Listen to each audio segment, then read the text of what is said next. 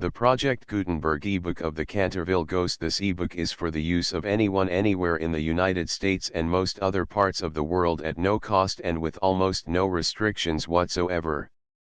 You may copy it, give it away or reuse it under the terms of the Project Gutenberg license included with this ebook or online at www.gutenberg.org. If you are not located in the United States, you will have to check the laws of the country where you are located before using this ebook.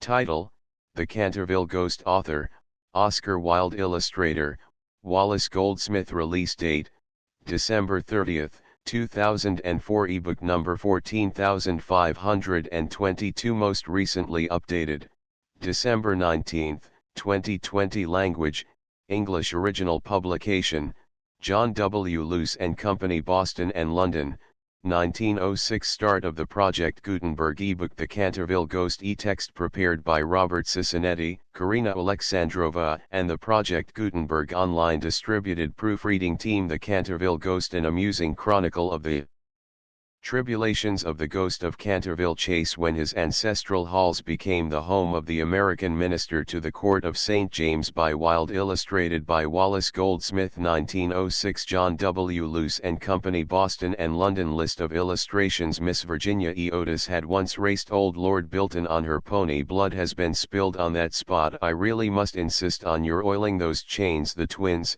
at once discharged 2 pellets on him. Its head was bald and burnished. He met with a severe fall. A heavy jug of water fell right down on him, making satirical remarks on the photograph. Suddenly there leaped out 2 figures. Poor ghost," she murmured, "have you no place where you can sleep?"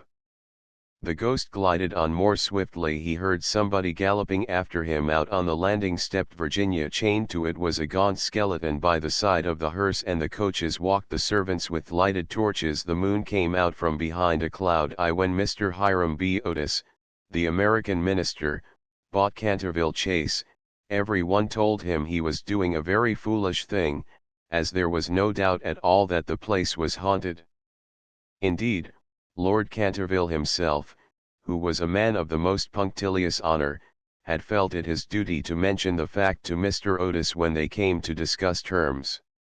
"We have not cared to live in the place ourselves," said Lord Canterville, "since my grandaunt, the Dowager Duchess of Bolton, was frightened into a fit, from which she never really recovered, by 2 skeleton hands being placed on her shoulders as she was dressing for dinner, and I feel bound to tell you, Mr. Otis, that the ghost has been seen by several living members of my family, as well as by the rector of the parish, the Reverend Augustus Dampier, who is a Fellow of King's College, Cambridge. After the unfortunate accident to the Duchess, none of our younger servants would stay with us, and Lady Canterville often got very little sleep at night, in consequence of the mysterious noises that came from the corridor and the library." "My lord," answered the minister, "I will take the furniture and the ghost at a valuation. I have come from a modern country, where we have everything that money can buy, and with all our spry young fellows painting the old world red, and carrying off your best actors and prima donnas, I reckon that if there were such a thing as a ghost in Europe, we'd have it at home in a very short time in one of our public museums, or on the road as a show." "I fear that the ghost exists," said Lord Canterville, smiling, "though it may have resisted the overtures of your enterprising impresarios. It has been well known for 3 centuries, since 1584 in fact, and always makes its appearance before the death of any member of our family." "Well, so does the family doctor for that matter, Lord Canterville. But there is no such thing, sir, as a ghost, and I guess the laws of nature are not going to be suspended for the British aristocracy." "You are certainly very natural in America," answered Lord Canterville, who did not quite understand Mr. Otis's last observation, "and if you don't mind a ghost in the house, it is all right. Only you must remember I warned you." Miss Virginia E. Otis. A few weeks after this, the purchase was concluded, and at the close of the season the minister and his family went down to Canterville Chase. Mrs. Otis, who, as Miss Lucretia R. Tappan, of West 53D Street, had been a celebrated New York belle, was now a very handsome, middle-aged woman, with fine eyes, and a superb profile. Many American ladies on leaving their native land adopt an appearance of chronic ill health, under the impression that it is a form of European refinement, but Mrs. Otis had never fallen into this error. She had a magnificent constitution, and a really wonderful amount of animal spirits. Indeed, in many respects, she was quite English, and was an excellent example of the fact that we have really everything in common with America nowadays, except, of course, language. Her eldest son, christened Washington by his parents in a moment of patriotism, which he never ceased to regret, was a fair-haired, rather good-looking young man, who had qualified himself for American diplomacy by leading the German at the Newport Casino for 3 successive seasons, and even in London was well known as an excellent dancer. Gardenias and the peerage were his only weaknesses. Otherwise he was extremely sensible. Miss Virginia E. Otis was a little girl of 15, lithe and lovely as a fawn, and with a fine freedom in her large blue eyes. She was a wonderful Amazon, and had once raced old Lord Bilton on her pony twice round the park, winning by a length and a half, just in front of the Achilles statue, to the huge delight of the young Duke of Cheshire, who proposed for her on the spot, and was sent back to Eton that very night by his guardians, in floods of tears. After Virginia came the twins, who were usually called the Star and Stripes, as they were always getting swished. They were delightful boys, and, with the exception of the worthy minister, the only true Republicans of the family. Had once raced old Lord Bilton on her pony, as Canterville Chase is 7 miles from Ascot, the nearest railway station. Mr. Otis had telegraphed for a wagonette to meet them, and they started on their drive in high spirits. It was a lovely July evening, and the air was delicate with the scent of the pine woods. Now and then they heard a wood pigeon brooding over its own sweet voice, or saw, deep in the rustling fern, the burnished breast of the pheasant. Little squirrels peered at them from the beech trees as they went by, and the rabbits scudded away through the brushwood and over the mossy knolls, with their white tails in the air. As they entered the avenue of Canterville Chase, however, the sky became suddenly overcast with clouds, a curious stillness seemed to hold the atmosphere, a great flight of rooks passed silently over their heads, and, before they reached the house, some big drops of rain had fallen. Standing on the steps to receive them was an old woman, neatly dressed in black silk, with a white cap and apron.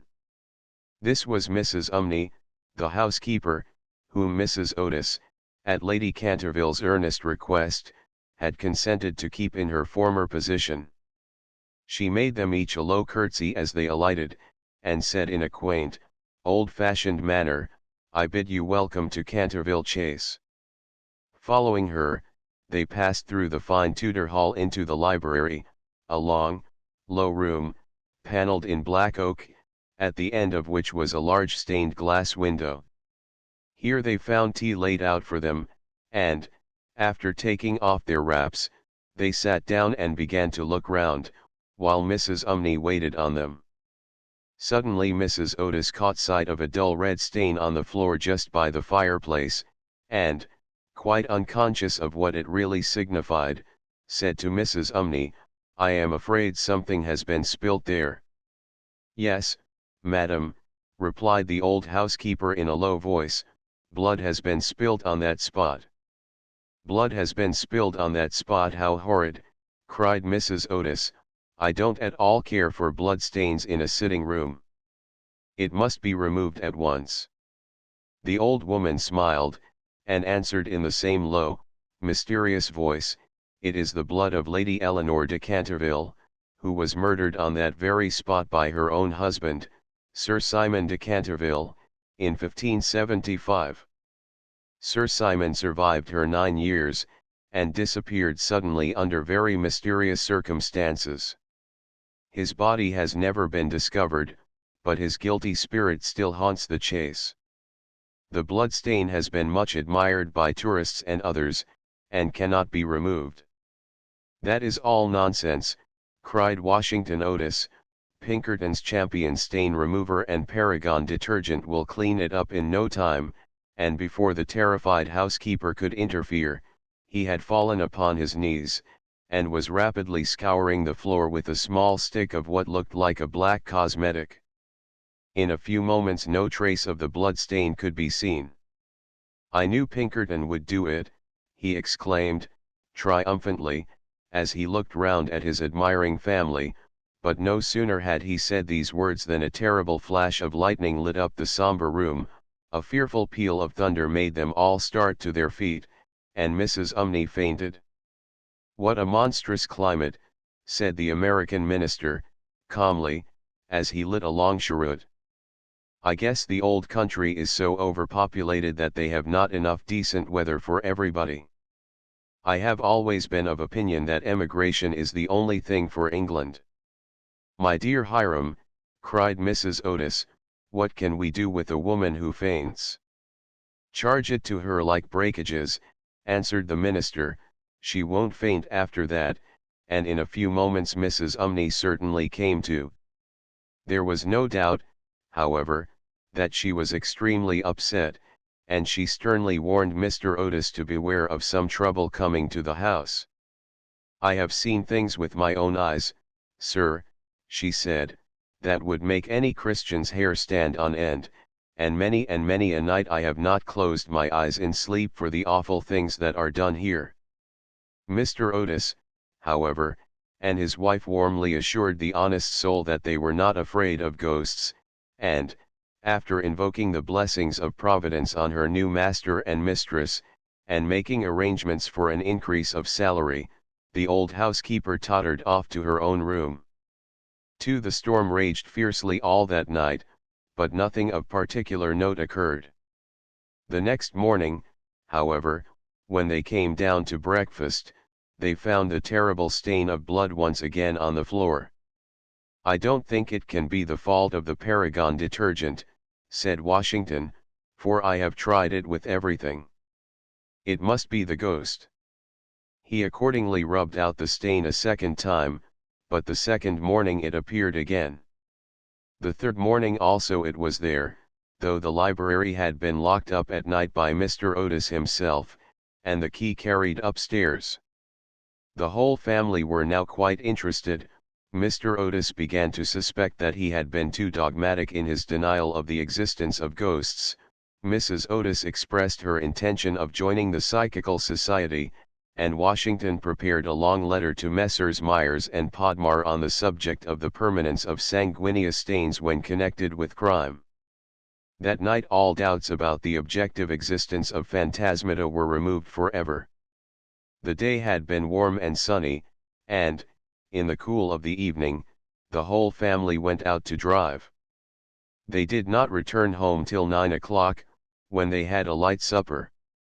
The conversation in no way turned upon ghosts, so there were not even those primary conditions of receptive expectations which so often precede the presentation of psychical phenomena. The subjects discussed, as I have since learned from Mr. Otis, were merely such as form the ordinary conversation of cultured Americans of the better class, such as the immense superiority of Miss Fanny Davenport over Sarah Bernhardt as an actress, the difficulty of obtaining green corn, buckwheat cakes, and hominy, even in the best English houses, the importance of Boston in the development of the world's soul, the advantages of the baggage check system in railway traveling, and the sweetness of the New York accent as compared to the London drawl. No mention at all was made of the supernatural, nor was Sir Simon de Canterville alluded to in any way. At 11 o'clock the family retired, and by 1:30 all the lights were out. Some time after, Mr. Otis was awakened by a curious noise in the corridor, outside his room. It sounded like the clank of metal, and seemed to be coming nearer every moment. He got up at once, struck a match, and looked at the time. It was exactly 1 o'clock. He was quite calm, and felt his pulse, which was not at all feverish. The strange noise still continued, and with it he heard distinctly the sound of footsteps. He put on his slippers, took a small oblong phial out of his dressing case, and opened the door. Right in front of him he saw, in the wan moonlight, an old man of terrible aspect. His eyes were as red burning coals, long grey hair fell over his shoulders in matted coils, his garments, which were of antique cut, were soiled and ragged, and from his wrists and ankles hung heavy monocles and rusty gyves. "My dear sir," said Mr. Otis, "I really must insist on your oiling those chains, and have brought you for that purpose a small bottle of the Tammany Rising Sun Lubricator. It is said to be completely efficacious upon one application, and there are several testimonials to that effect on the wrapper from some of our most eminent native divines. I shall leave it here for you by the bedroom candles, and will be happy to supply you with more, should you require it." With these words the United States Minister laid the bottle down on a marble table, and, closing his door, retired to rest. "I really must insist on your oiling those chains." For a moment the Canterville ghost stood quite motionless in natural indignation, then, dashing the bottle violently upon the polished floor, he fled down the corridor, uttering hollow groans, and emitting a ghastly green light. Just, however, as he reached the top of the great oak staircase, a door was flung open, 2 little white-robed figures appeared, and a large pillow whizzed past his head. There was evidently no time to be lost, so, hastily adopting the 4th dimension of space as a means of escape, he vanished through the wainscoting, and the house became quite quiet. On reaching a small secret chamber in the left wing, he leaned up against a moonbeam to recover his breath, and began to try and realize his position. Never, in a brilliant and uninterrupted career of 300 years, had he been so grossly insulted. He thought of the Dowager Duchess, whom he had frightened into a fit as she stood before the glass in her lace and diamonds, of the 4 housemaids, who had gone into hysterics when he merely grinned at them through the curtains on one of the spare bedrooms, of the rector of the parish, whose candle he had blown out as he was coming late one night from the library, and who had been under the care of Sir William Gull ever since, a perfect martyr to nervous disorders, and of old Madame de Tremaillac, who, having wakened up one morning early and seen a skeleton seated in an armchair by the fire reading her diary, had been confined to her bed for 6 weeks with an attack of brain fever, and, on her recovery, had become reconciled to the Church, and broken off her connection with that notorious septic, Monsieur de Voltaire. He remembered the terrible night when the wicked Lord Canterville was found choking in his dressing room, with the knave of diamonds halfway down his throat, and confessed, just before he died, that he had cheated Charles James Fox out of £50,000 at Crockford's by means of that very card, and swore that the ghost had made him swallow it. All his great achievements came back to him again, from the butler who had shot himself in the pantry because he had seen a green hand tapping at the window pane, to the beautiful Lady Studfield, who was always obliged to wear a black velvet band round her throat to hide the mark of 5 fingers burnt upon her white skin, and who drowned herself at last in the carp pond at the end of the King's Walk.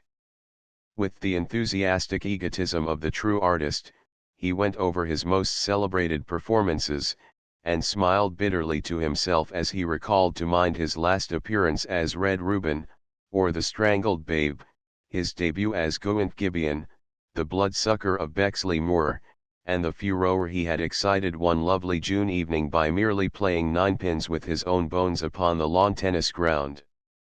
And after all this some wretched modern Americans were to come and offer him the Rising Sun Lubricator, and throw pillows at his head.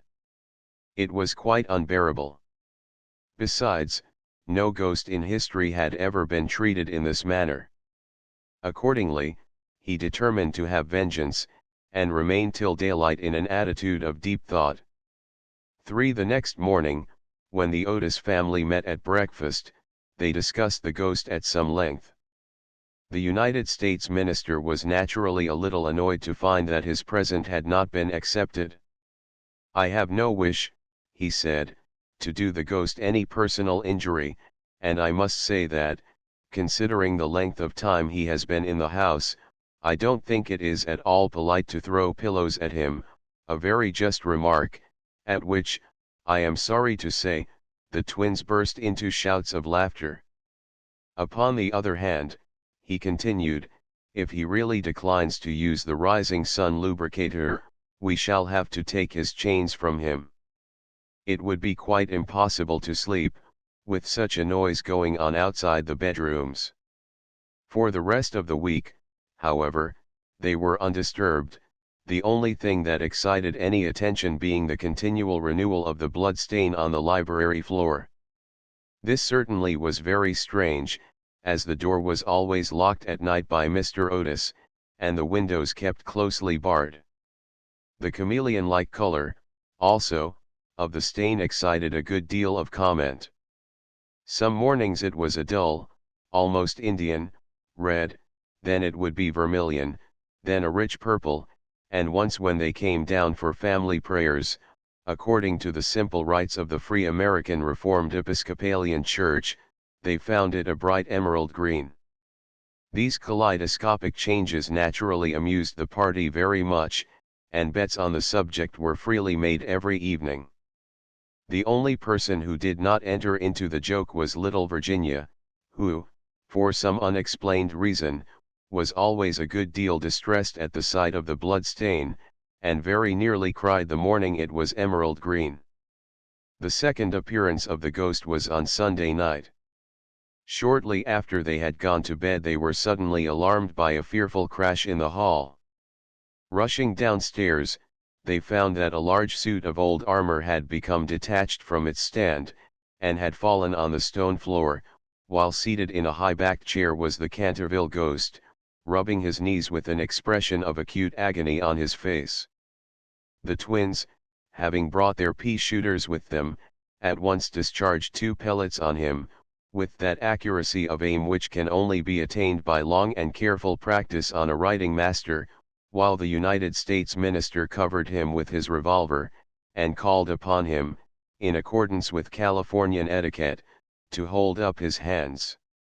The ghost started up with a wild shriek of rage, and swept through them like a mist, extinguishing Washington Otis's candle as he passed, and so leaving them all in total darkness. On reaching the top of the staircase he recovered himself, and determined to give his celebrated peal of demoniac laughter. This he had on more than one occasion found extremely useful. It was said to have turned Lord Raker's wig grey in a single night, and had certainly made 3 of Lady Canterville's French governesses give warning before their month was up. He accordingly laughed his most horrible laugh, till the old vaulted roof rang and rang again, but hardly had the fearful echo died away when a door opened, and Mrs. Otis came out in a light blue dressing gown. "I am afraid you are far from well," she said, "and have brought you a bottle of Dr. Dobell's tincture. If it is indigestion, you will find it a most excellent remedy." The ghost glared at her in fury, and began at once to make preparations for turning himself into a large black dog, an accomplishment for which he was justly renowned, and to which the family doctor always attributed the permanent idiocy of Lord Canterville's uncle, the Honourable Thomas Horton. The sound of approaching footsteps, however, made him hesitate in his fell purpose, so he contented himself with becoming faintly phosphorescent, and vanished with a deep churchyard groan, just as the twins had come up to him. The twins at once discharged 2 pellets on him. On reaching his room he entirely broke down, and became a prey to the most violent agitation. The vulgarity of the twins, and the gross materialism of Mrs. Otis, were naturally extremely annoying, but what really distressed him most was that he had been unable to wear the suit of mail. He had hoped that even modern Americans would be thrilled by the sight of a spectre in armor, if for no more sensible reason, at least out of respect for their natural poet Longfellow, over whose graceful and attractive poetry he himself had whiled away many a weary hour when the Cantervilles were up in town. Besides, it was his own suit. He had worn it with great success at the Kenilworth tournament, and had been highly complimented on it by no less a person than the Virgin Queen herself.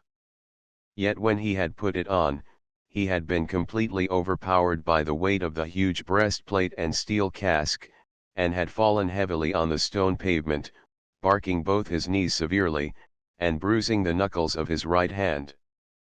For some days after this he was extremely ill, and hardly stirred out of his room at all, except to keep the blood stain in proper repair.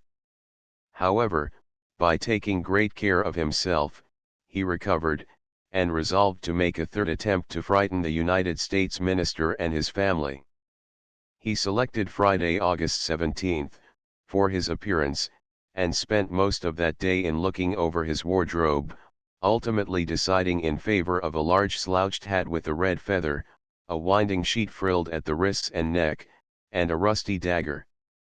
Towards evening a violent storm of rain came on, and the wind was so high that all the windows and doors in the old house shook and rattled. In fact, it was just such weather as he loved. His plan of action was this. He was to make his way quietly to Washington Otis's room, gibber at him from the foot of the bed, and stab himself 3 times in the throat to the sound of low music. He bore Washington a special grudge, being quite aware that it was he who was in the habit of removing the famous Canterville bloodstain by means of Pinkerton's Paragon detergent. Having reduced the reckless and foolhardy youth to a condition of abject terror, he was then to proceed to the room occupied by the United States minister and his wife, and there to place a clammy hand on Mrs. Otis's forehead, while he hissed into her trembling husband's ear the awful secrets of the charnel house. With regard to little Virginia, he had not quite made up his mind. She had never insulted him in any way, and was pretty and gentle. A few hollow groans from the wardrobe, he thought, would be more than sufficient, or, if that failed to wake her, he might grabble at the counterpane with palsy-twitching fingers. As for the twins, he was quite determined to teach them a lesson. The first thing to be done was, of course, to sit upon their chests, so as to produce the stifling sensation of nightmare. Then, as their beds were quite close to each other, to stand between them in the form of a green, icy cold corpse, till they became paralyzed with fear, and finally, to throw off the winding sheet, and crawl round the room, with white, bleached bones and one rolling eyeball, in the character of Dumb Daniel, or the suicide skeleton, a role in which he had on more than one occasion produced a great effect, and which he considered quite equal to his famous part of Martin the Maniac, or the Masked Mystery. Its head was bald and burnished. At 10:30 he heard the family going to bed. For some time he was disturbed by wild shrieks of laughter from the twins, who, with the light-hearted gaiety of schoolboys, were evidently amusing themselves before they retired to rest, but at 11:15 all was still, and, as midnight sounded, he sallied forth. The owl beat against the window panes, the raven croaked from the old yew tree, and the wind wandered moaning round the house like a lost soul, but the Otis family slept unconscious of their doom, and high above the rain and storm he could hear the steady snoring of the minister for the United States. He stepped stealthily out of the wainscoting, with an evil smile on his cruel, wrinkled mouth, and the moon hid her face in a cloud as he stole past the great oriel window, where his own arms and those of his murdered wife were blazoned in azure and gold. On and on he glided, like an evil shadow, the very darkness seeming to loathe him as he passed. Once he thought he heard something call, and stopped, but it was only the baying of a dog from the Red Farm, and he went on, muttering strange 16th-century curses, and ever and anon brandishing the rusty dagger in the midnight air. Finally he reached the corner of the passage that led to luckless Washington's room. For a moment he paused there, the wind blowing his long grey locks about his head, and twisting into grotesque and fantastic folds the nameless horror of the dead man's shroud. Then the clock struck the quarter, and he felt the time was come. He chuckled to himself, and turned the corner, but no sooner had he done so than, with a piteous wail of terror, he fell back, and hid his blanched face in his long, bony hands. Right in front of him was standing a horrible spectre, motionless as a carven image, and monstrous as a madman's dream.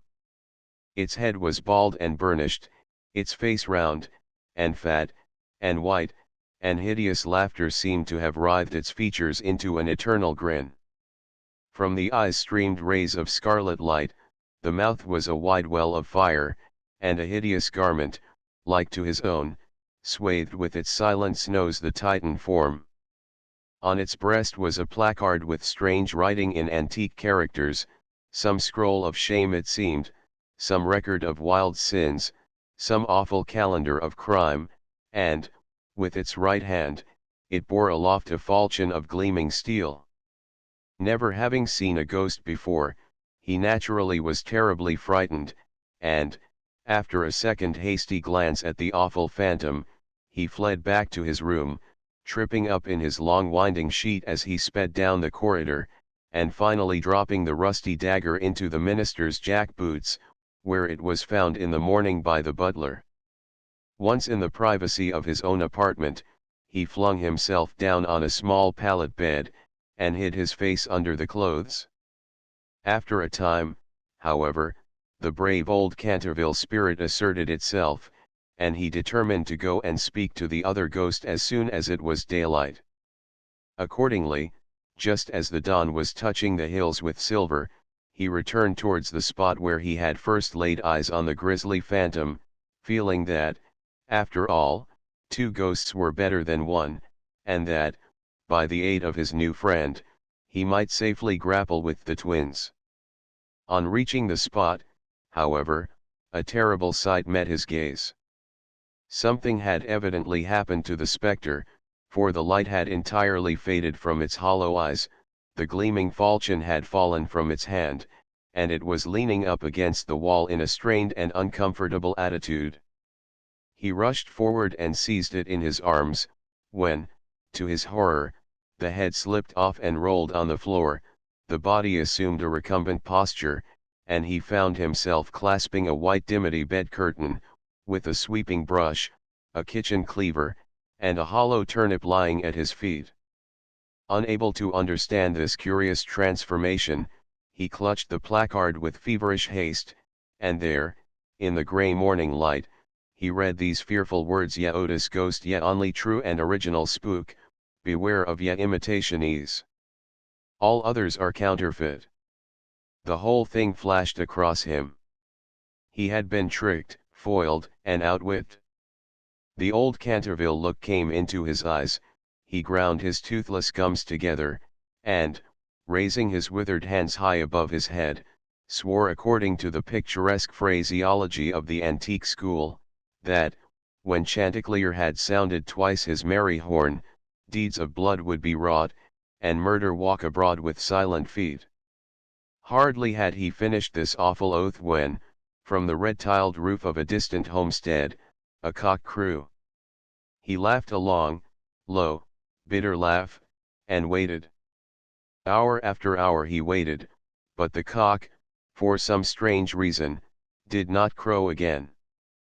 Finally, at 7:30, the arrival of the housemaids made him give up his fearful vigil, and he stalked back to his room, thinking of his vain oath and baffled purpose.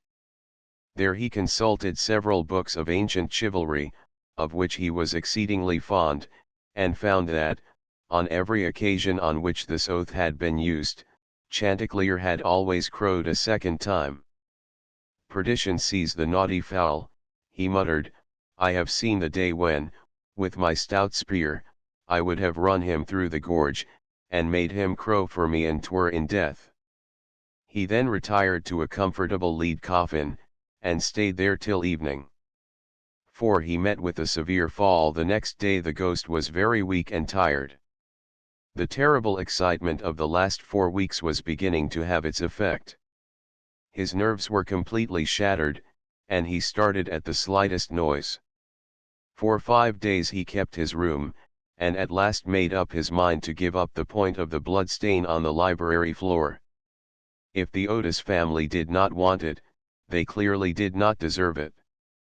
They were evidently people on a low, material plane of existence, and quite incapable of appreciating the symbolic value of sensuous phenomena. The question of phantasmic apparitions, and the development of astral bodies, was of course quite a different matter, and really not under his control.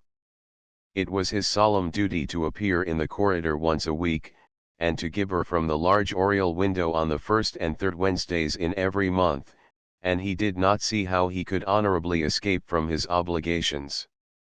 It is quite true that his life had been very evil, but, upon the other hand, he was most conscientious in all things connected with the supernatural. For the next 3 Saturdays, accordingly, he traversed the corridor as usual between midnight and 3 o'clock, taking every possible precaution against being either heard or seen. He removed his boots, trod as lightly as possible on the old worm-eaten boards, wore a large black velvet cloak, and was careful to use the rising sun lubricator for oiling his chains. I am bound to acknowledge that it was with a good deal of difficulty that he brought himself to adopt this last mode of protection.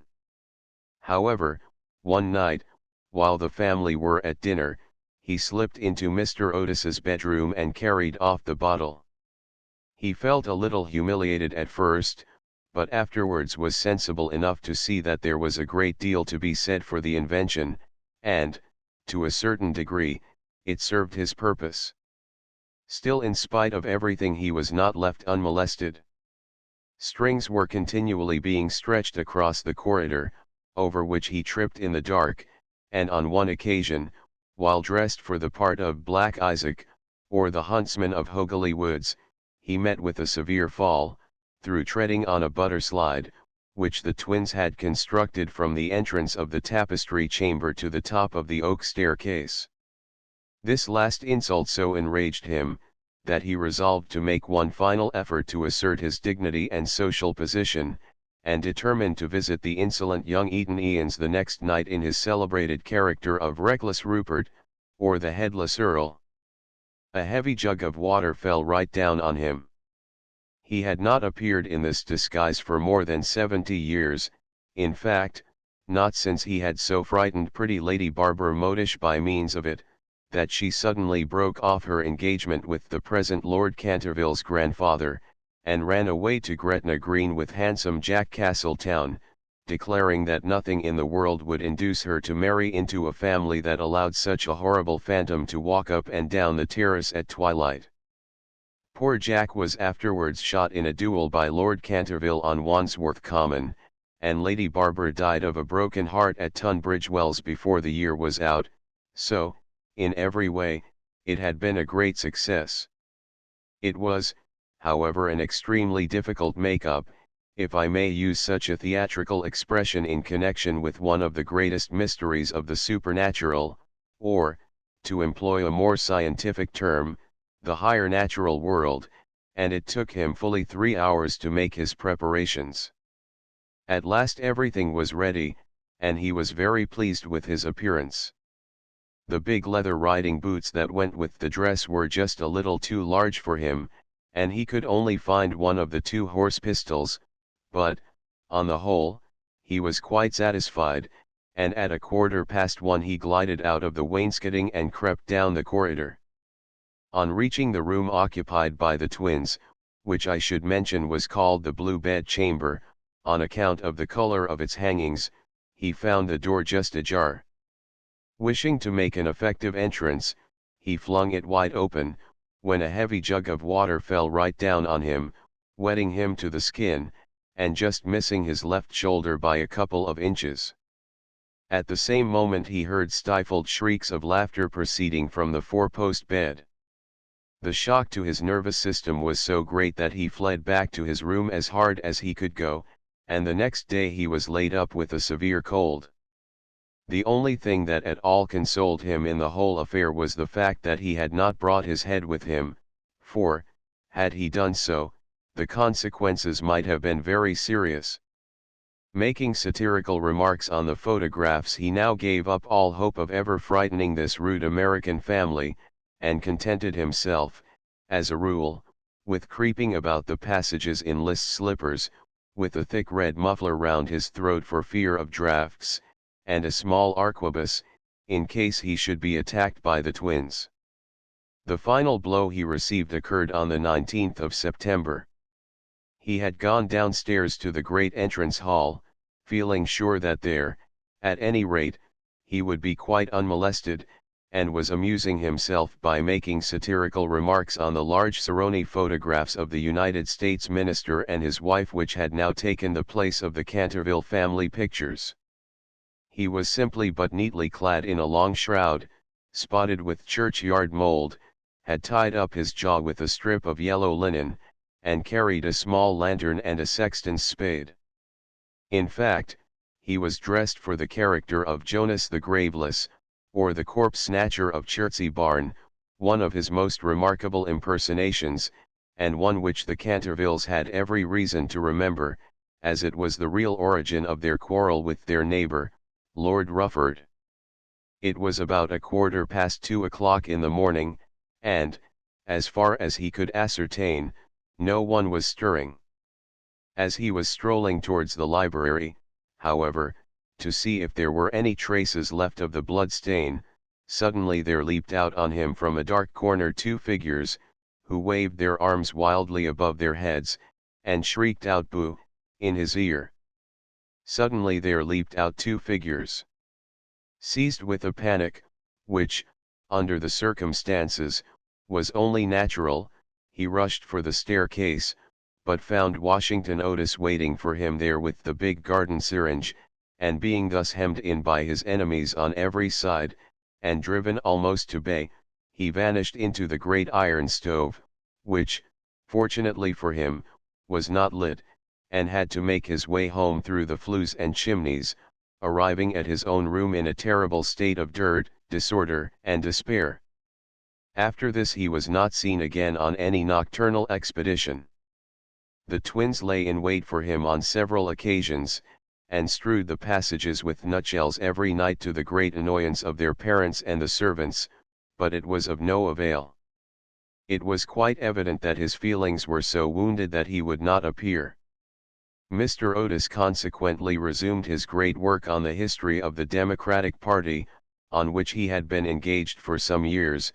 Mrs. Otis organized a wonderful clam bake, which amazed the whole county.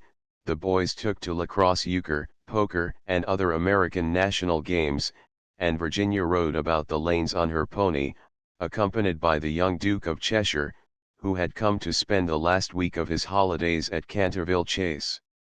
It was generally assumed that the ghost had gone away, and, in fact, Mr. Otis wrote a letter to that effect to Lord Canterville, who, in reply, expressed his great pleasure at the news, and sent his best congratulations to the minister's worthy wife.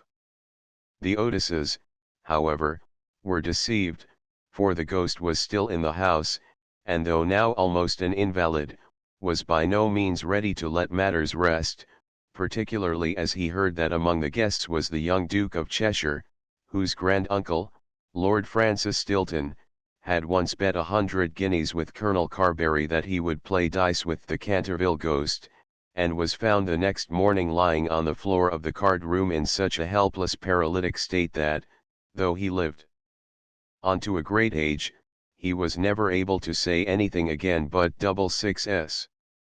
The story was well known at the time, though, of course, out of respect to the feelings of the two noble families, every attempt was made to hush it up, and a full account of all the circumstances connected with it will be found in the third volume of Lord Tattle's Recollections of the Prince Regent and his Friends. The ghost, then, was naturally very anxious to show that he had not lost his influence over the Stiltons, with whom, indeed, he was distantly connected, his own first cousin having been married and seconds noces to the Sieur de Bulkeley, from whom, as everyone knows, the Dukes of Cheshire are lineally descended. Accordingly, he made arrangements for appearing to Virginia's little lover in his celebrated impersonation of the vampire monk, or the bloodless Benedictine, a performance so horrible that when old Lady Startup saw it, which she did on one fatal New Year's Eve, in the year 1764, she went off into the most piercing shrieks, which culminated in violent apoplexy, and died in 3 days, after disinheriting the Cantervilles, who were her nearest relations, and leaving all her money to her London apothecary. At the last moment, however, his terror of the twins prevented his leaving his room, and the little Duke slept in peace under the great feathered canopy in the royal bedchamber, and dreamed of Virginia. A few days after this, Virginia and her curly-haired cavalier went out riding on Brockley Meadows, where she tore her habit so badly in getting through a hedge that, on their return home, she made up her mind to go up by the back staircase so as not to be seen. As she was running past the tapestry chamber, the door of which happened to be open, she fancied she saw someone inside, and thinking it was her mother's maid, who sometimes used to bring her work there, looked in to ask her to mend her habit. To her immense surprise, however, it was the Canterville ghost himself. He was sitting by the window, watching the ruined gold of the yellowing trees fly through the air, and the red leaves dancing madly down the long avenue. His head was leaning on his hand, and his whole attitude was one of extreme depression. Indeed, so forlorn, and so much out of repair did he look, that little Virginia, whose first idea had been to run away and lock herself in her room, was filled with pity, and determined to try and comfort him. So light was her footfall, and so deep his melancholy, that he was not aware of her presence till she spoke to him. "I am so sorry for you," she said, "but my brothers are going back to Eton tomorrow, and then, if you behave yourself, no one will annoy you." "It is absurd asking me to behave myself," he answered, looking round in astonishment at the pretty little girl who had ventured to address him, "quite absurd. I must rattle my chains, and groan through keyholes, and walk about at night, if that is what you mean. It is my only reason for existing." "It is no reason at all for existing, and you know you have been very wicked. Mrs. Umney told us, the first day we arrived here, that you had killed your wife." "Well, I quite admit it," said the ghost, petulantly, "but it was a purely family matter, and concerned no one else." "It is very wrong to kill anyone," said Virginia, who at times had a sweet Puritan gravity, caught from some old New England ancestor. "Oh, I hate the cheap severity of abstract ethics. My wife was very plain, never had my ruffs properly starched, and knew nothing about cookery. Why, there was a buck I had shot in Hogeley Woods, a magnificent pricket, and do you know how she had it sent to table? However, it is no matter now, for it is all over, and I don't think it was very nice of her brothers to starve me to death, though I did kill her." "Starve you to death? Oh, Mr. Ghost, I mean Sir Simon, are you hungry? I have a sandwich in my case. Would you like it?" "No, thank you, I never eat anything now, but it is very kind of you, all the same, and you are much nicer than the rest of your horrid, rude, vulgar, dishonest family." "Stop," cried Virginia, stamping her foot, "it is you who are rude, and horrid, and vulgar, and as for dishonesty, you know you stole the paints out of my box to try and furbish up that ridiculous blood stain in the library. First you took all my reds, including the vermilion, and I couldn't do any more sunsets, Then you took the emerald green and the chrome yellow, and finally I had nothing left but indigo and Chinese white, and could only do moonlight scenes, which are always depressing to look at, and not at all easy to paint. I never told on you, though I was very much annoyed, and it was most ridiculous, the whole thing, for whoever heard of emerald green blood? Well, really, said the ghost, rather meekly, what was I to do? It is a very difficult thing to get real blood nowadays, and, as your brother began it all with his Paragon detergent, I certainly saw no reason why I should not have your paints. As for color, that is always a matter of taste. The Cantervilles have blue blood, for instance, the very bluest in England, but I know you Americans don't care for things of this kind. You know nothing about it, and the best thing you can do is to emigrate and improve your mind. My father will be only too happy to give you a free passage, and though there is a heavy duty on spirits of every kind, there will be no difficulty about the custom house, as the officers are all Democrats. Once in New York, you are sure to be a great success. I know lots of people there who would give $100,000 to have a grandfather, and much more than that to have a family ghost. I don't think I should like America. I suppose because we have no ruins and no curiosities, said Virginia, satirically. No ruins. No curiosities, answered the ghost, you have your navy and your manners. Good evening, I will go and ask Papa to get the twins an extra week's holiday. Please don't go, Miss Virginia, he cried, I am so lonely and so unhappy, and I really don't know what to do. I want to go to sleep and I cannot. That's quite absurd.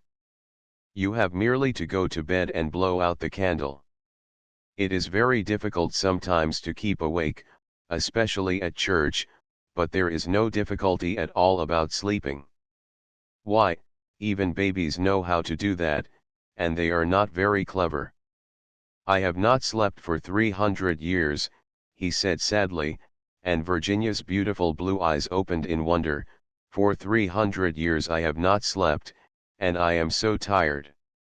Virginia grew quite grave, and her little lips trembled like rose leaves. She came towards him, and kneeling down at his side, looked up into his old withered face. Poor ghost, she murmured, have you no place where you can sleep? Poor ghost, she murmured, have you no place where you can sleep? Far away beyond the pine woods, he answered, in a low, dreamy voice, there is a little garden. There the grass grows long and deep, there are the great white stars of the hemlock flower, there the nightingale sings all night long. All night long he sings, and the cold crystal moon looks down, and the yew tree spreads out its giant arms over the sleepers. Virginia's eyes grew dim with tears, and she hid her face in her hands. You mean the garden of death, she whispered. Yes, death. Death must be so beautiful. To lie in the soft brown earth, with the grasses waving above one's head, and listen to silence. To have no yesterday, and no tomorrow. To forget time, to forget life, to be at peace. You can help me. You can open for me the portals of death's house, for love is always with you, and love is stronger than death is. Virginia trembled, a cold shudder ran through her, and for a few moments there was silence. She felt as if she was in a terrible dream. Then the ghost spoke again, and his voice sounded like the sighing of the wind. Have you ever read the old prophecy on the library window? Oh, often, cried the little girl, looking up, I know it quite well. It is painted in curious black letters, and is difficult to read. There are only 6 lines, when a golden girl can win prayer from out the lips of sin, when the barren almond bears, and a little child gives away its tears, then shall all the house be still and peace come to Canterville. But I don't know what they mean. They mean, he said, sadly, that you must weep with me for my sins, because I have no tears, and pray with me for my soul, because I have no faith, and then, if you have always been sweet, and good, and gentle, the angel of death will have mercy on me. You will see fearful shapes in darkness, and wicked voices will whisper in your ear, but they will not harm you, for against the purity of a little child the powers of hell cannot prevail. Virginia made no answer, and the ghost wrung his hands in wild despair as he looked down at her bowed golden head. Suddenly she stood up, very pale, and with a strange light in her eyes. "I am not afraid," she said firmly, "and I will ask the angel to have mercy on you." He rose from his seat with a faint cry of joy, and taking her hand bent over it with old-fashioned grace and kissed it. His fingers were as cold as ice, and his lips burned like fire, but Virginia did not falter, as he led her across the dusky room. On the faded green tapestry were broidered little huntsmen. They blew their tasseled horns and with their tiny hands waved to her to go back. "Go back. Little Virginia," they cried, "go back," but the ghost clutched her hand more tightly, and she shut her eyes against them. Horrible animals with lizard tails and goggle eyes blinked at her from the carven chimney piece, and murmured, "Beware. Little Virginia, beware. We may never see you again," but the ghost glided on more swiftly, and Virginia did not listen. When they reached the end of the room he stopped, and muttered some words she could not understand. She opened her eyes, and saw the wall slowly fading away like a mist, and a great black cavern in front of her. A bitter cold wind swept round them, and she felt something pulling at her dress. "Quick, quick," cried the ghost, "or it will be too late," and in a moment the wainscoting had closed behind them, and the tapestry chamber was empty. The ghost glided on more swiftly. About 10 minutes later, the bell rang for tea, and, as Virginia did not come down, Mrs. Otis sent up one of the footmen to tell her. After a little time he returned and said that he could not find Miss Virginia anywhere. As she was in the habit of going out to the garden every evening to get flowers for the dinner table, Mrs. Otis was not at all alarmed at first, but when 6 o'clock struck, and Virginia did not appear, she became really agitated, and sent the boys out to look for her, while she herself and Mr. Otis searched every room in the house. At 6:30 the boys came back and said that they could find no trace of their sister anywhere.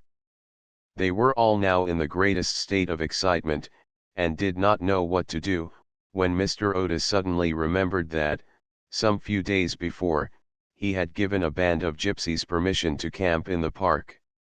He accordingly at once set off for Blackfell Hollow, where he knew they were, accompanied by his eldest son and 2 of the farm servants. The little Duke of Cheshire, who was perfectly frantic with anxiety, begged hard to be allowed to go too, but Mr. Otis would not allow him, as he was afraid there might be a scuffle. On arriving at the spot, however, he found that the gypsies had gone, and it was evident that their departure had been rather sudden, as the fire was still burning, and some plates were lying on the grass. Having sent off Washington and the 2 men to scour the district, he ran home, and dispatched telegrams to all the police inspectors in the county, telling them to look out for a little girl who had been kidnapped by tramps or gypsies. He then ordered his horse to be brought round, and, after insisting on his wife and the 3 boys sitting down to dinner, rode off down the Ascot Road with a groom. He had hardly, however, gone a couple of miles, when he heard somebody galloping after him, and, looking round, saw the little Duke coming up on his pony, with his face very flushed, and no hat. "I'm awfully sorry, Mr. Otis," gasped out the boy, "but I can't eat any dinner as long as Virginia is lost. Please don't be angry with me.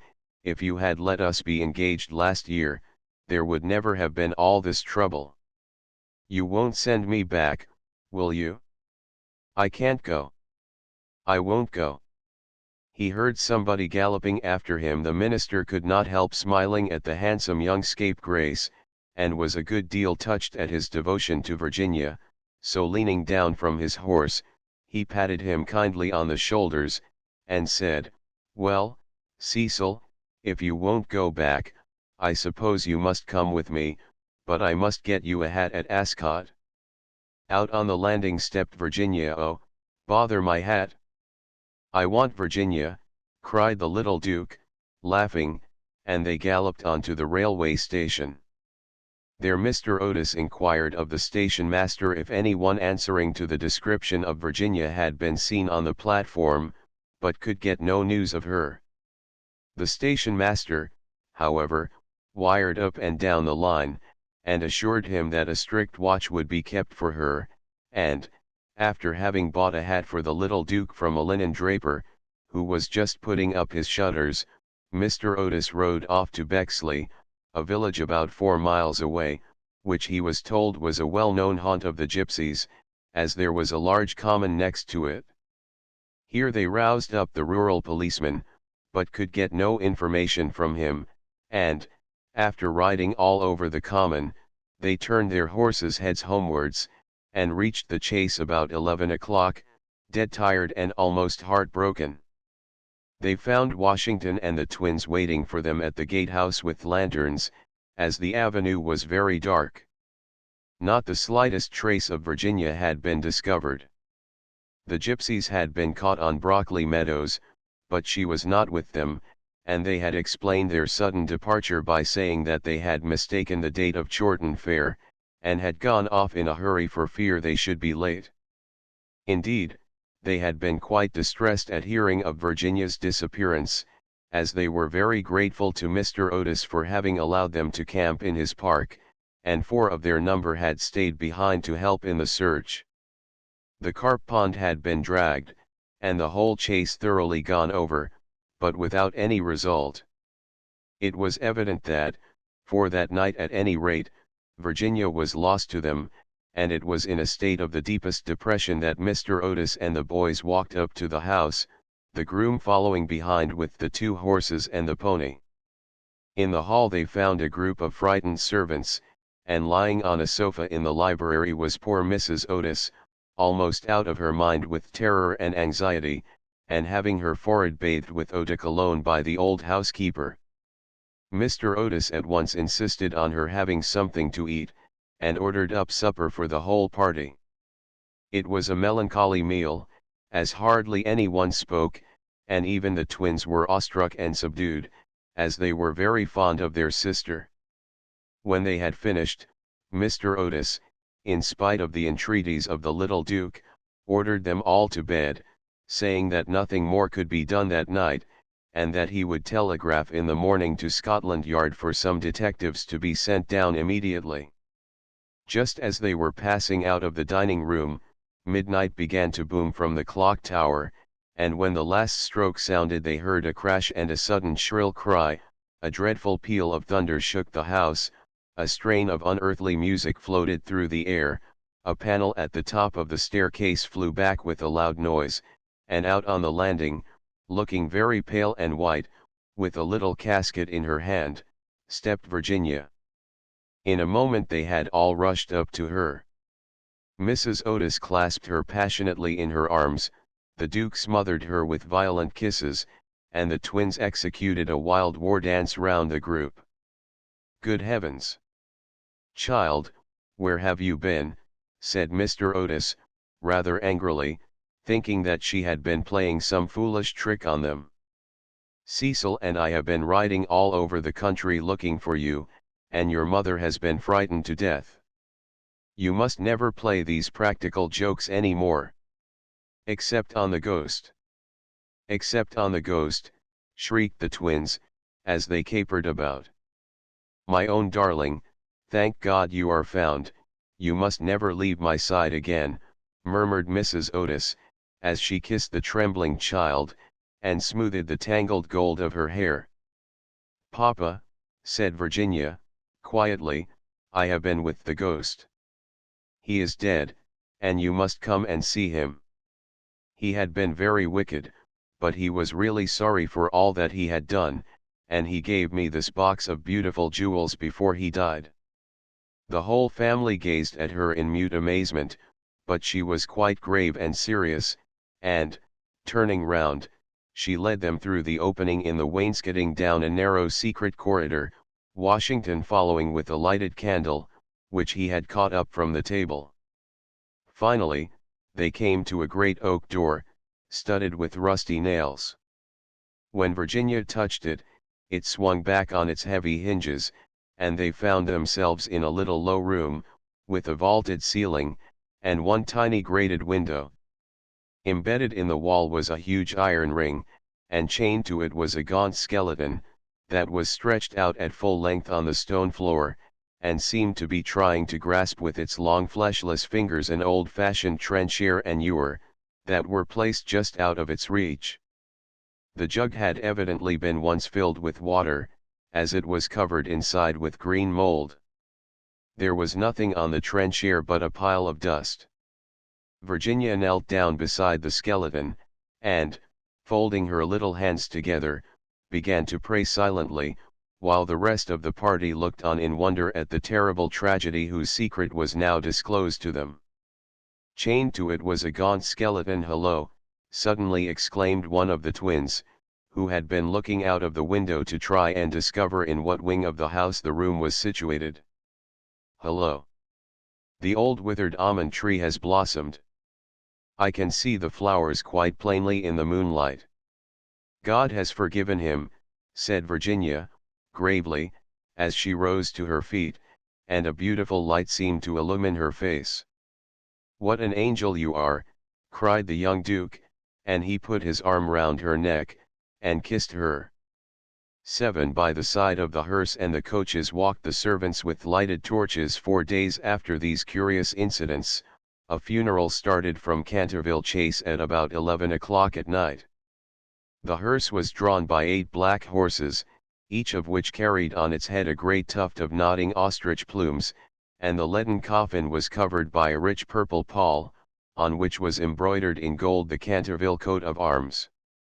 By the side of the hearse and the coaches walked the servants with lighted torches, and the whole procession was wonderfully impressive. Lord Canterville was the chief mourner, having come up specially from Wales to attend the funeral, and sat in the first carriage along with little Virginia. Then came the United States Minister and his wife, then Washington and the 3 boys, and in the last carriage was Mrs. Umney. It was generally felt that, as she had been frightened by the ghost for more than 50 years of her life, she had a right to see the last of him. A deep grave had been dug in the corner of the churchyard, just under the old yew tree, and the service was read in the most impressive manner by the Reverend Augustus Dampier. When the ceremony was over, the servants, according to an old custom observed in the Canterville family, extinguished their torches, and, as the coffin was being lowered into the grave, Virginia stepped forward, and laid on it a large cross made of white and pink almond blossoms. As she did so, the moon came out from behind a cloud, and flooded with its silent silver the little churchyard, and from a distant copse a nightingale began to sing. She thought of the ghost's description of the Garden of Death, her eyes became dim with tears, and she hardly spoke a word during the drive home. The moon came out from behind a cloud the next morning. Before Lord Canterville went up to town, Mr. Otis had an interview with him on the subject of the jewels the ghost had given to Virginia. They were perfectly magnificent, especially a certain ruby necklace with old Venetian setting, which was really a superb specimen of 16th century work, and their value was so great that Mr. Otis felt considerable scruples about allowing his daughter to accept them. "My lord," he said, "I know that in this country mortmain is held to apply to trinkets as well as to land, and it is quite clear to me that these jewels are, or should be, heirlooms in your family. I must beg you, accordingly, to take them to London with you, and to regard them simply as a portion of your property which has been restored to you under certain strange conditions." As for my daughter, she is merely a child, and has as yet, I am glad to say, but little interest in such appurtenances of idle luxury. I am also informed by Mrs. Otis, who, I may say, is no mean authority upon art, having had the privilege of spending several winters in Boston when she was a girl, that these gems are of great monetary worth, and if offered for sale would fetch a tall price. Under these circumstances, Lord Canterville, I feel sure that you will recognize how impossible it would be for me to allow them to remain in the possession of any member of my family, and, indeed, all such vain gauds and toys, however suitable or necessary to the dignity of the British aristocracy, would be completely out of place among those who have been brought up on the severe, and I believe immortal, principles of republican simplicity. Perhaps I should mention that Virginia is very anxious that you should allow her to retain the box, as a memento of your unfortunate but misguided ancestor. As it is extremely old, and consequently a good deal out of repair, you may perhaps think fit to comply with her request. For my own part, I confess I am a good deal surprised to find a child of mine expressing sympathy with medievalism in any form, and can only account for it by the fact that Virginia was born in one of your London suburbs shortly after Mrs. Otis had returned from a trip to Athens. Lord Canterville listened very gravely to the worthy minister's speech, pulling his grey moustache now and then to hide an involuntary smile, and when Mr. Otis had ended, he shook him cordially by the hand, and said, "My dear sir, your charming little daughter rendered my unlucky ancestor, Sir Simon, a very important service, and I and my family are much indebted to her for her marvellous courage and pluck. The jewels are clearly hers, and, egad, I believe that if I were heartless enough to take them from her, the wicked old fellow would be out of his grave in a fortnight, leading me the devil of a life. As for their being heirlooms, nothing is an heirloom that is not so mentioned in a will or legal document, and the existence of these jewels has been quite unknown. I assure you I have no more claim on them than your butler, and when Miss Virginia grows up, I dare say she will be pleased to have pretty things to wear. Besides, you forget, Mr. Otis, that you took the furniture and the ghost at a valuation, and anything that belonged to the ghost passed at once into your possession, as, whatever activity Sir Simon may have shown in the corridor at night, in point of law he was really dead, and you acquired his property by purchase."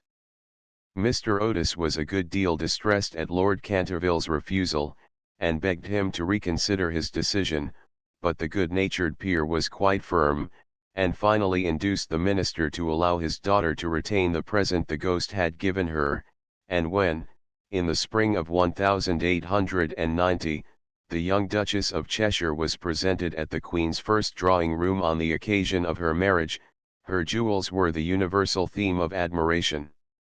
For Virginia received the coronet, which is the reward of all good little American girls, and was married to her boy lover as soon as he came of age.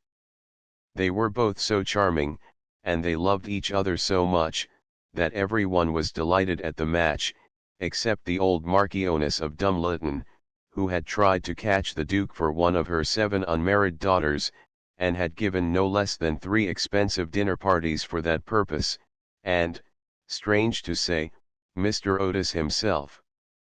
Mr. Otis was extremely fond of the young Duke personally, but, theoretically, he objected to titles, and, to use his own words, was not without apprehension lest, amid the enervating influences of a pleasure-loving aristocracy, the true principles of republican simplicity should be forgotten. His objections, however, were completely overruled, and I believe that when he walked up the aisle of St. George's, Hanover Square, with his daughter leaning on his arm, there was not a prouder man in the whole length and breadth of England. The Duke and Duchess, after the honeymoon was over, went down to Canterville Chase, and on the day after their arrival they walked over in the afternoon to the lonely churchyard by the pine woods. There had been a great deal of difficulty at first about the inscription on Sir Simon's tombstone, but finally it had been decided to engrave on it simply the initials of the old gentleman's name, and the verse from the library window. The Duchess had brought with her some lovely roses, which she strewed upon the grave, and after they had stood by it for some time they strolled into the ruined chancel of the old abbey. There the Duchess sat down on a fallen pillar, while her husband lay at her feet smoking a cigarette and looking up at her beautiful eyes. Suddenly he threw his cigarette away, took hold of her hand, and said to her, "Virginia, a wife should have no secrets from her husband." "Dear Cecil, I have no secrets from you." "Yes, you have," he answered, smiling. "You have never told me what happened to you when you were locked up with the ghost." "I have never told anyone, Cecil," said Virginia, gravely. "I know that, but you might tell me." "Please don't ask me, Cecil, I cannot tell you." "Poor Sir Simon. I owe him a great deal." "Yes, don't laugh, Cecil, I really do. He made me see what life is, and what death signifies, and why love is stronger than both." The Duke rose and kissed his wife lovingly. "You can have your secret as long as I have your heart," he murmured. "You have always had that, Cecil. And you will tell our children some day, won't you?" Virginia blushed. End of the Project Gutenberg ebook. The Canterville Ghost updated editions will replace the previous one. The old editions will be renamed. Creating the works from print editions not protected by U.S. copyright law means that no one owns a United States copyright in these works, so the Foundation, and you, can copy and distribute it in the United States without permission and without paying copyright royalties. Special rules, set forth in the General Terms of Use part of this license, apply to copying and distributing Project Gutenberg trademark electronic works to protect the Project Gutenberg trademark concept and trademark.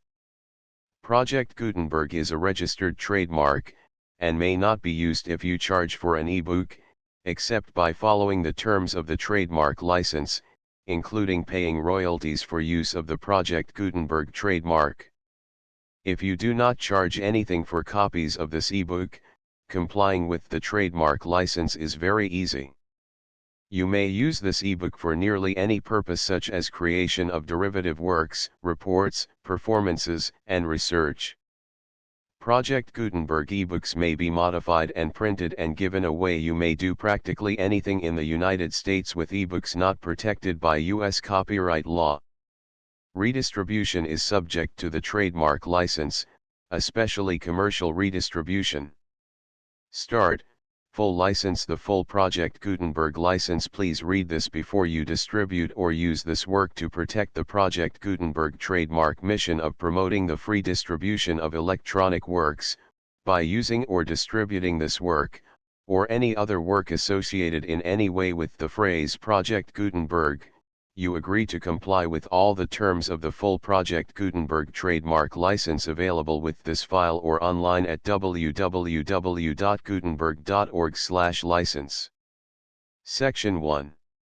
General Terms of Use and Redistributing Project Gutenberg Trademark Electronic Works 1.a.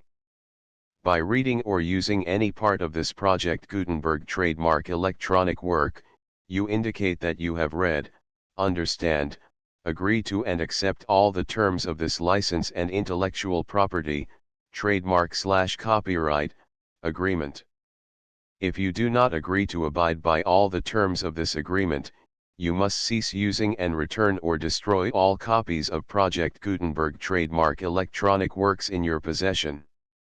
If you paid a fee for obtaining a copy of or access to a Project Gutenberg trademark electronic work and you do not agree to be bound by the terms of this agreement, you may obtain a refund from the person or entity to whom you paid the fee as set forth in paragraph 1.e.8. 1.b. Project Gutenberg is a registered trademark. It may only be used on or associated in any way with an electronic work by people who agree to be bound by the terms of this agreement. There are a few things that you can do with most Project Gutenberg trademark electronic works even without complying with the full terms of this agreement. See paragraph 1.c below. There are a lot of things you can do with Project Gutenberg trademark electronic works if you follow the terms of this agreement and help preserve free future access to Project Gutenberg trademark electronic works. See paragraph 1.e below. 1.c. The Project Gutenberg Literary Archive Foundation, the foundation or PGLOF, owns a compilation copyright in the collection of Project Gutenberg trademark electronic works. Nearly all the individual works in the collection are in the public domain in the United States. If an individual work is unprotected by copyright law in the United States and you are located in the United States, we do not claim a right to prevent you from copying, distributing, performing, displaying, or creating derivative works based on the work as long as all references to Project Gutenberg are removed. Of course, we hope that you will support the Project Gutenberg trademark mission of promoting free access to electronic works by freely sharing Project Gutenberg trademark works in compliance with the terms of this agreement for keeping the Project Gutenberg trademark name associated with the work. You can easily comply with the terms of this agreement by keeping this work in the same format with its attached full Project Gutenberg trademark license when you share it without charge with others. 1.d. The copyright laws of the place where you are located also govern what you can do with this work. Copyright laws in most countries are in a constant state of change. If you are outside the United States, check the laws of your country in addition to the terms of this agreement before downloading, copying, displaying, performing, distributing or creating derivative works based on this work or any other Project Gutenberg trademark work. The Foundation makes no representations concerning the copyright status of any work in any country other than the United States. 1.e Unless you have removed all references to Project Gutenberg, 1.e.1. The following sentence, with active links to, or other immediate access to, the full Project Gutenberg trademark license must appear prominently whenever any copy of a Project Gutenberg trademark work, any work on which the phrase Project Gutenberg appears, or with which the phrase Project Gutenberg is associated, is accessed, displayed, performed, viewed, copied or distributed. This ebook is for the use of anyone anywhere in the United States and most other parts of the world at no cost and with almost no restrictions whatsoever. You may copy it, give it away or reuse it under the terms of the Project Gutenberg license included with this ebook or online at www.gutenberg.org. If you are not located in the United States, you will have to check the laws of the country where you are located before using this ebook. 1.e.2. If an individual Project Gutenberg trademark electronic work is derived from texts not protected by U.S. copyright law, does not contain a notice indicating that it is posted with permission of the copyright holder, the work can be copied and distributed to anyone in the United States without paying any fees or charges. If you are redistributing or providing access to a work with the phrase Project Gutenberg associated with or appearing on the work, you must comply either with the requirements of paragraphs 1.e.1 through 1.e.7 or obtain permission for the use of the work and the Project Gutenberg trademark as set forth in paragraphs 1.e.8 or 1.e.9. 1.e.3. If an individual Project Gutenberg trademark electronic work is posted with the permission of the copyright holder, your use and distribution must comply with both paragraphs 1.e.1 through 1.e.7 and any additional terms imposed by the copyright holder.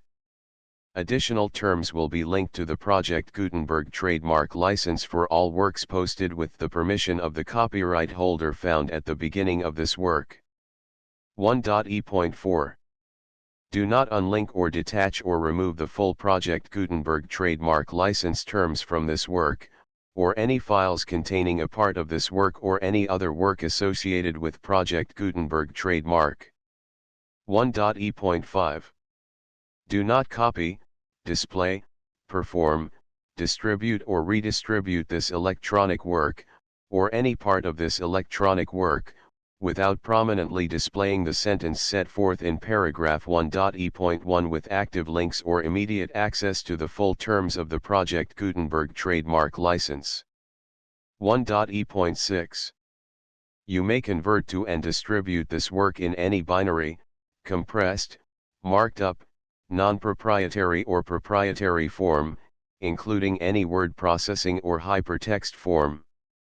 However, if you provide access to or distribute copies of a Project Gutenberg trademark work in a format other than plain vanilla ASCII or other format used in the official version posted on the official Project Gutenberg trademark website, www.gutenberg.org, you must, at no additional cost, fee, or expense to the user, provide a copy, a means of exporting a copy, or a means of obtaining a copy upon request, of the work in its original plain vanilla ASCII or other form.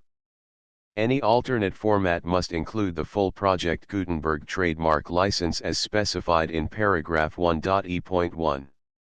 1.e.7.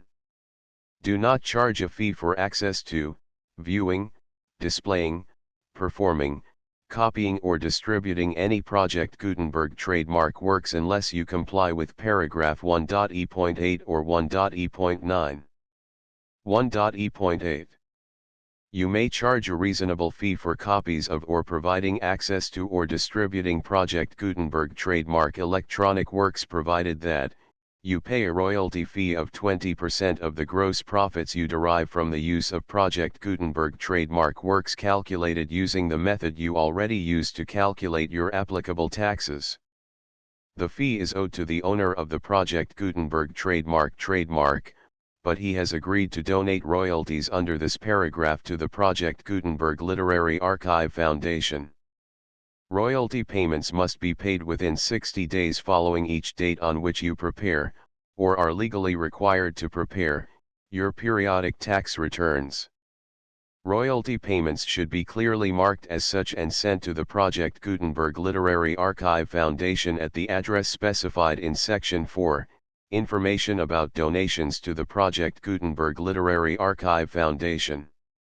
You provide a full refund of any money paid by a user who notifies you in writing, or by email, within 30 days of receipt that he does not agree to the terms of the full Project Gutenberg trademark license.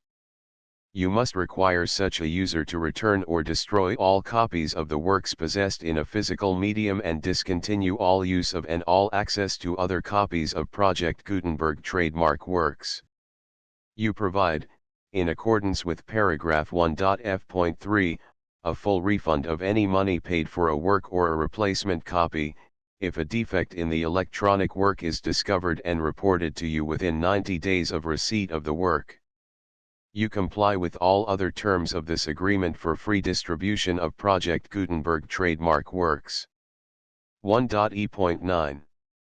If you wish to charge a fee or distribute a Project Gutenberg trademark electronic work or group of works on different terms than are set forth in this agreement, you must obtain permission in writing from the Project Gutenberg Literary Archive Foundation, the manager of the Project Gutenberg trademark.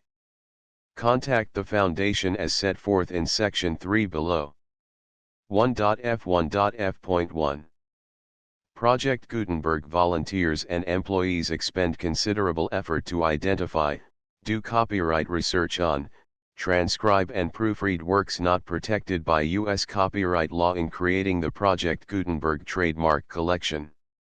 Despite these efforts, Project Gutenberg trademark electronic works, and the medium on which they may be stored, may contain defects, such as, but not limited to, incomplete, inaccurate or corrupt data, transcription errors, a copyright or other intellectual property infringement, a defective or damaged disk or other medium, a computer virus, or computer codes that damage or cannot be read by your equipment. 1.f.2 Limited warranty, disclaimer of damages, except for the right of replacement or refund described in paragraph 1.f.3, the Project Gutenberg Literary Archive Foundation, the owner of the Project Gutenberg trademark, and any other party distributing a Project Gutenberg trademark electronic work under this agreement, disclaim all liability to you for damages, costs, and expenses, including legal fees. You agree that you have no remedies for negligence, strict liability, breach of warranty or breach of contract except those provided in paragraph 1.f.3. You agree that the foundation, the trademark owner, and any distributor under this agreement will not be liable to you for actual, direct, indirect, consequential, punitive, or incidental damages even if you give notice of the possibility of such damage. 1.f.3 Limited right of replacement or refund. If you discover a defect in this electronic work within 90 days of receiving it, you can receive a refund of the money, if any, you paid for it by sending a written explanation to the person you received the work from. If you received the work on a physical medium, you must return the medium with your written explanation.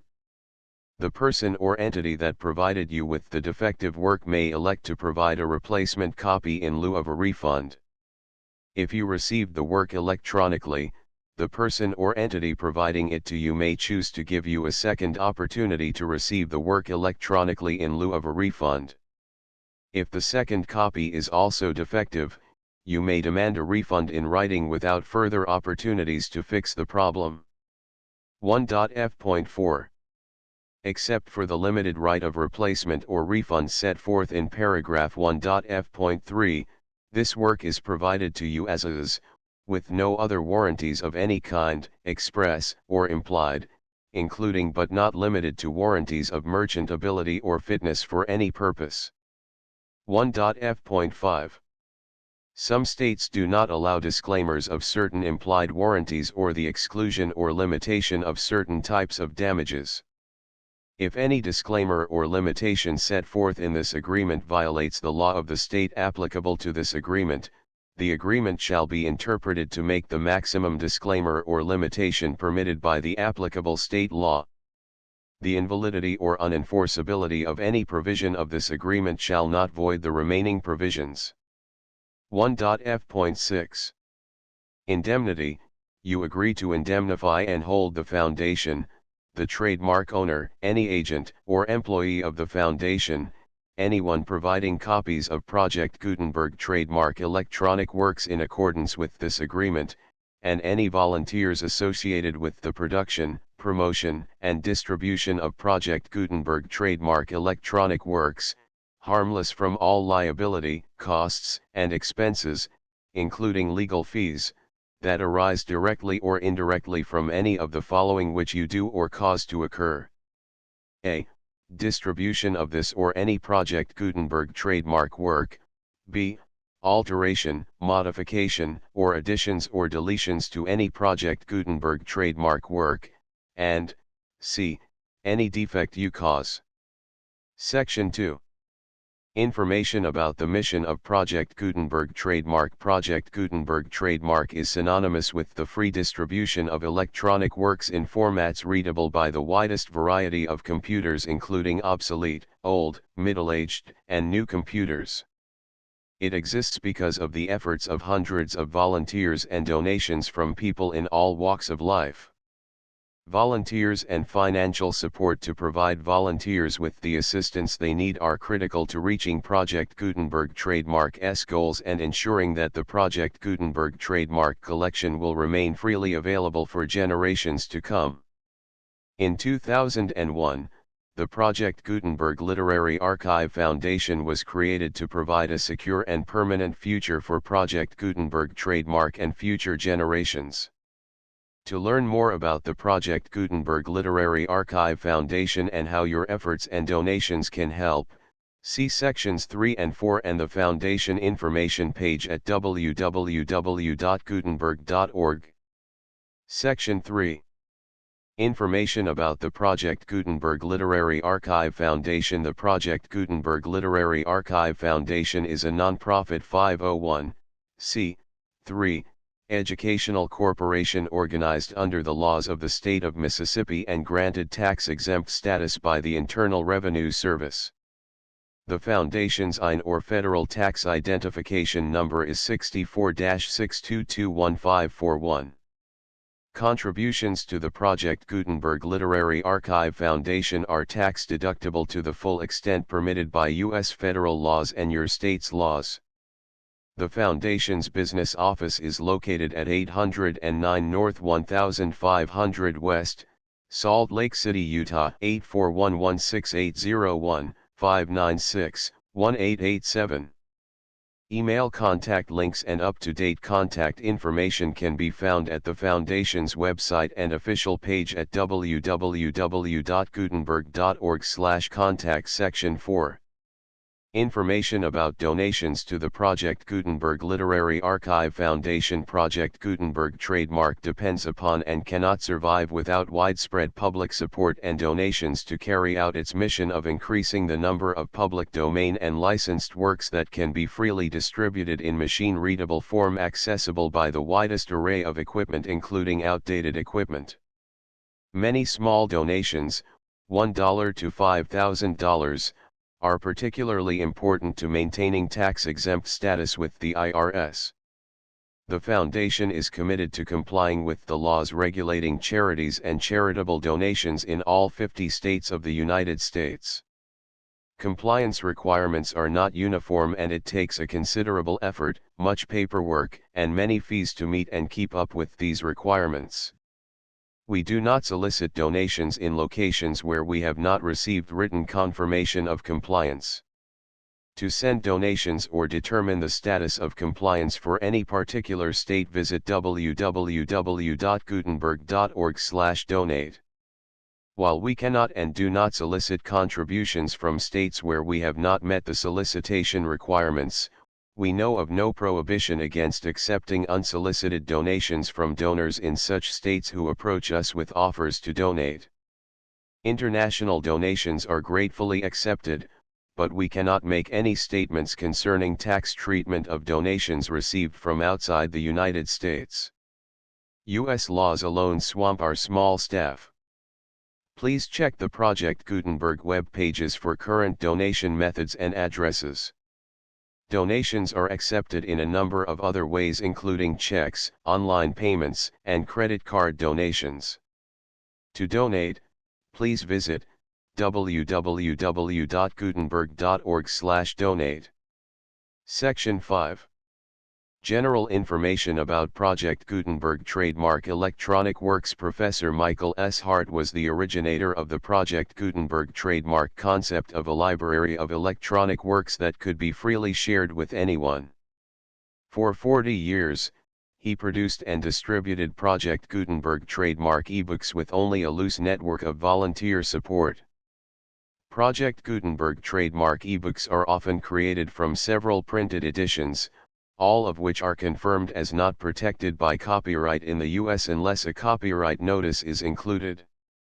Thus, we do not necessarily keep ebooks in compliance with any particular paper edition. Most people start at our website, which has the main PG search facility, www.gutenberg.org. This website includes information about Project Gutenberg trademark, including how to make donations to the Project Gutenberg Literary Archive Foundation, how to help produce our new ebooks, and how to subscribe to our email newsletter to hear about new ebooks. Back. Back. Back. Back. Back. Back. Back. Back. Back. Back. Back. Back. Back. The Canterville Ghost Wilde, illustrated by Wallace Goldsmith, 1906. List of illustrations I234V67. The full Project Gutenberg license.